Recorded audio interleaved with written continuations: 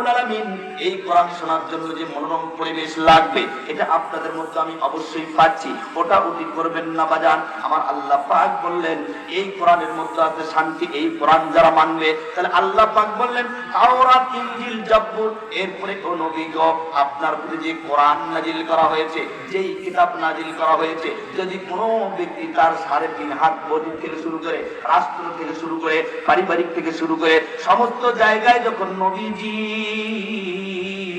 যখন কোরআন মেনে নিল, যখন তারা কোরআনকে যখন সিটিং ফিটিং করে নিল, এই কোরআন দিয়ে যখন তারা চলবে, তখন আমি আল্লাহ রাব্বুল আলামিন তাদের মধ্যে অটোমেটিক শান্তি দিয়ে দেব। ধরে কোন সুবহানাল্লাহ, সুবহানাল্লাহ। শুধু শান্তি নয়, লাআকালু তাদের খাবারের ব্যবস্থা করে দেব, লাআকালু মিন ফাওকিহিম ওয়া মিন তাহতি আরজুলিহিম মিনহুম উম্মাতুম মুকতাসিদা। ও নবী গো,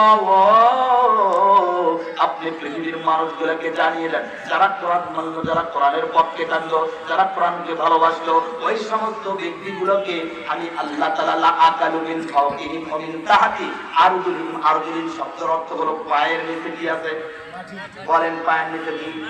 জমিন।